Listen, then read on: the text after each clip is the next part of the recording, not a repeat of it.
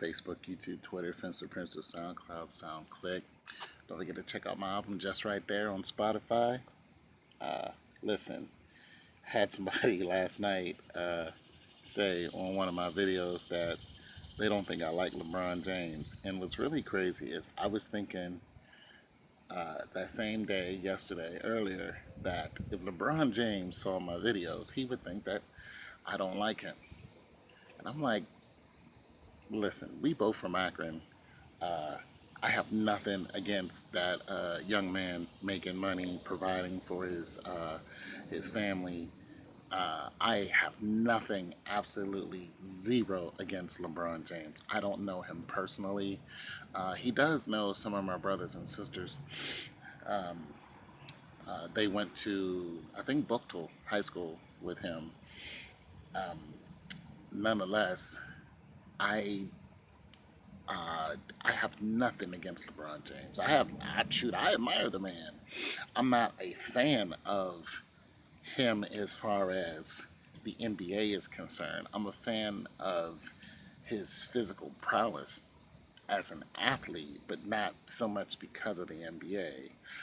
I'm a fan of his ability to keep his family on track. I'm a fan of, this is going to sound odd, I'm a fan of his wife's, her poise that she exudes when it comes to the public.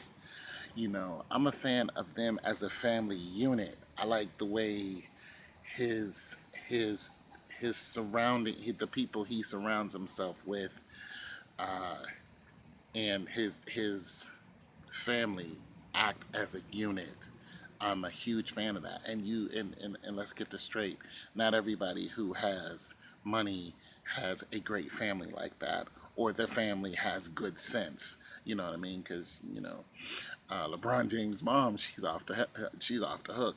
You know what I'm saying? So there's always, there can always be somebody to cause an interruption of a good vibe when it comes to family. Everybody's got somebody in the family that can act up, but as far as him, his wife, his kids, I like to see them as a unit. I really do.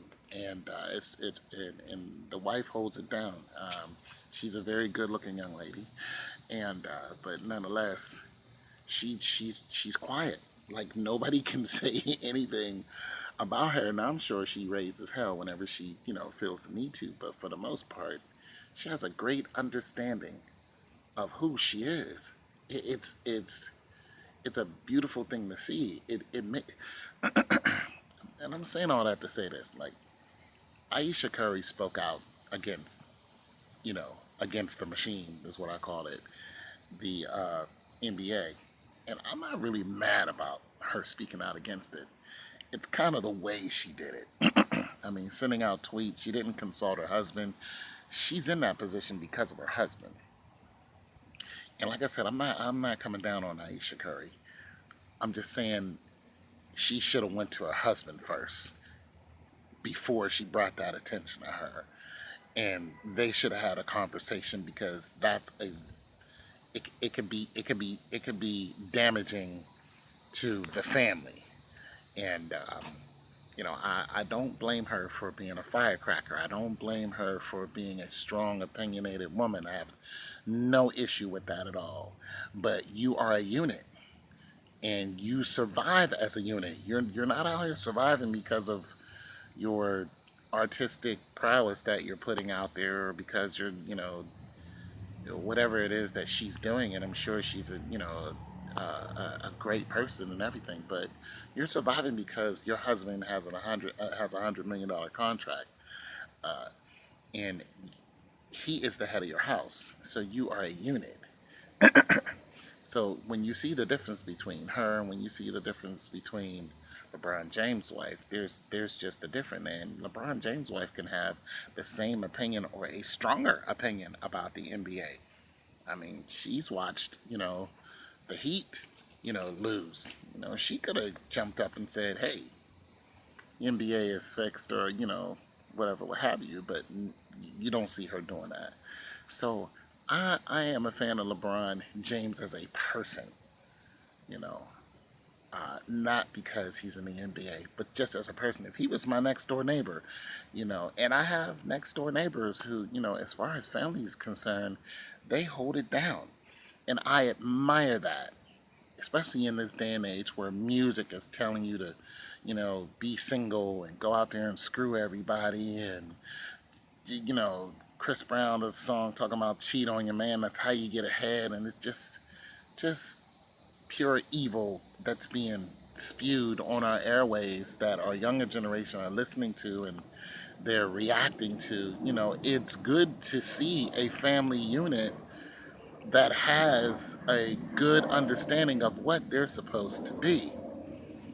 You know what I mean?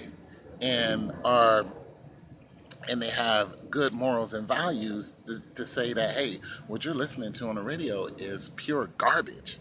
It's garbage. Don't believe that. That is a reckless way of living, and don't go anywhere near that. Like, this is what you're supposed to be doing. Even if you're single, you still don't want to listen to those people, because that is a life that is not really meant for you. That's not what you're supposed to be doing on this planet. So I have nothing against LeBron James. I just wanted to get that clear. And I have nothing against Aisha Curry either. I truthfully, I think Aisha Curry should write a book. And I look at it like this: this is a great opportunity for her to say something in a very formal way, a very educated way, and she would have most likely the consent of her husband, especially once he leaves the NBA, and she can also make money off of it. I would be for that if I was in that position, and I'd be like, hey, write it down, write a book about it, see what happens. You know what I'm saying? Once I leave, we'll put that book out there. You know, yada yada yada, and let the critics say whatever they want. So I just wanted to say that this morning because I have nothing against LeBron James. I have something against the NBA as they are tricking us, and they're tricking some people, and they're lying to us, and it's not an honest game anymore. It's your boy Tone 202. Peace.